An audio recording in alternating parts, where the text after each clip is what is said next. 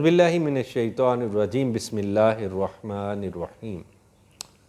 آج میں آپ کو اپنی حج کی کہانی سناؤں گا کہ میں حج پر کیسے گیا اور وہاں پہ کیا کیا کیا، اور اس کے اندر کون کون سے ایسے عوامل تھے جو مشکل تھے اور کون کون سے ایسے اعمال تھے جو آسان تھے، اور ہمیں اپنا وقت زیادہ کدھر لگانا چاہیے، کون کون سی اور کس طرح دعائیں کرنی چاہیے اور کس طرح نہیں کرنی چاہیے۔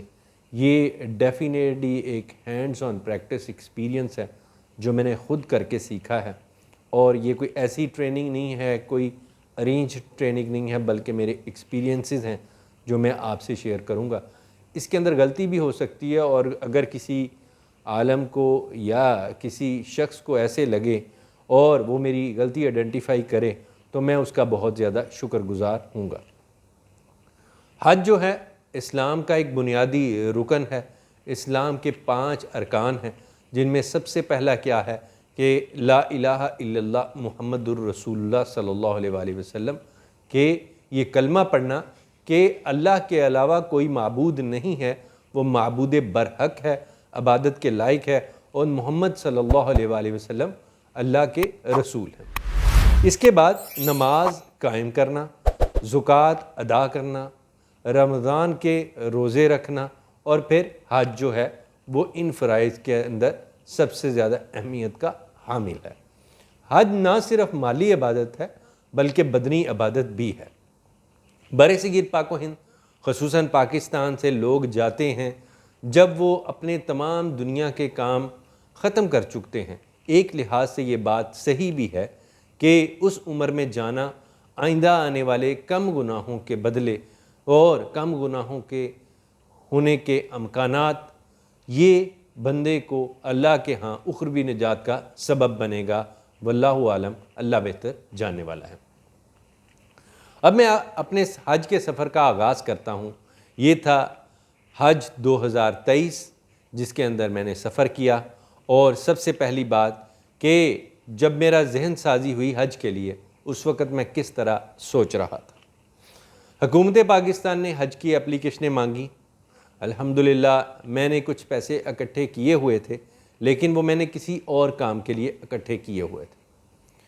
اس سے تقریباً 2 ماہ پہلے مجھے ایک بیماری لاحق ہوئی، یعنی کہ میرے گردوں کا پرابلم ہوا اور مجھے کافی زیادہ ویکنس ہو گئی۔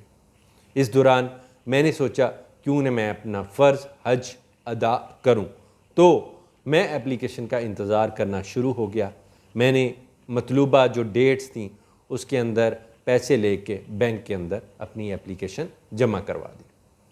ہم کل 3 لوگ تھے جنہوں نے اکٹھے اپلیکیشن جمع کروائی تھی، جن میں سے ایک صاحب نے اپنی اپلیکیشن واپس لے لی، اپنی بنیادی کوئی وجوہات ہوں گی جن کی بنا پر، لیکن ہم 2 لوگ ہم نے اپلیکیشن جمع کرائی، اور اللہ کا احسان کہ بیلٹنگ ہوتے ہوتے اللہ تعالی نے ہمیں موقع دیا کہ ہماری اپلیکیشن ایکسیپٹ ہو گئی۔ اس کے بعد ہم نے 2 لوگ اور اپنے گروپ کے اندر ڈالے جو کہ مختلف اور بینکوں میں اپلیکیشن جمع کروا چکے تھے۔ اس کے لیے ہم نے منسٹری آف حج سے ڈائریکٹلی رابطہ کیا اور ان کو ریکویسٹ پٹ کی، اور ایک جاننے والے سے بھی درخواست کی کہ یہ کام اس طرح کروا دیجئے، تو الحمدللہ وہ بھی کام اللہ کے فضل و کرم سے ہو گیا۔ ہم ٹوٹل 4 لوگ تھے، میں یعنی کہ فرقان اقبال، میرے دوست طاہر نواب صاحب، اور پھر طارق محمود صاحب، پھر ایک ہمارے دوست ہیں عمر فاروق صاحب۔ وہاں پر جا کے ہمارے جو 5ویں ساتھی تھے وہ ایگریکلچر یونیورسٹی سے اسسٹنٹ پروفیسر ڈاکٹر عرفان علی صاحب تھے، جو ہمارے 5ویں ساتھی تھے۔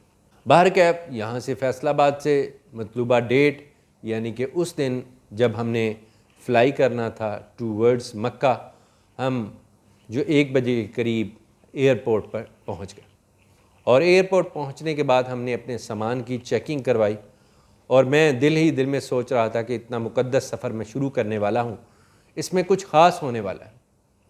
تو جو ہی میں نے جو وہاں پر جو سیکیورٹی کے عملہ تعینات تھا انہوں نے بیگوں کی چیکنگ شروع کی، تو میرے تمام کولیگز کے بیگ انہوں نے کھلوا کے چیک کیے۔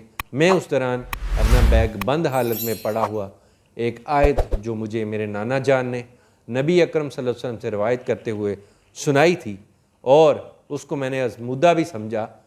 اعوذ باللہ من الشیطان الرجیم بسم اللہ الرحمن الرحیم وجعلنا من بین ایدیہم صدا ومن خلفہم صدا فاغشیناہم فہم لا یبصرون، کہ یہ آیت نبی اکرم صلی اللہ علیہ وآلہ وسلم نے اس وقت پڑھی جب آپ صلی اللہ علیہ وآلہ وسلم مکہ سے مدینہ کے لیے نکل رہے تھے اور آپ کے گھر کے باہر کفار نے محاصرہ کیا ہوا تھا کہ جو ہی نبی اکرم صلی اللہ علیہ وآلہ وسلم باہر نکلیں گے تو نعوذ باللہ ان کو شہید کر دیا جائے گا۔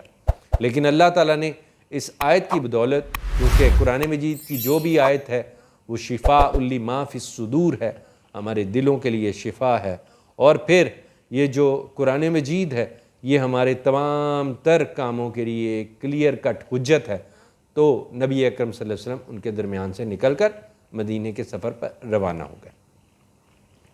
بہرحال جو بھی حقانیت اس طرح ہے، میں نے وہ آیت پڑھی تو وہ جو عملے پہ تعینات جو سٹاف تھا انہوں نے کہا کیا آپ کا بیگ چیک ہو چکا ہے؟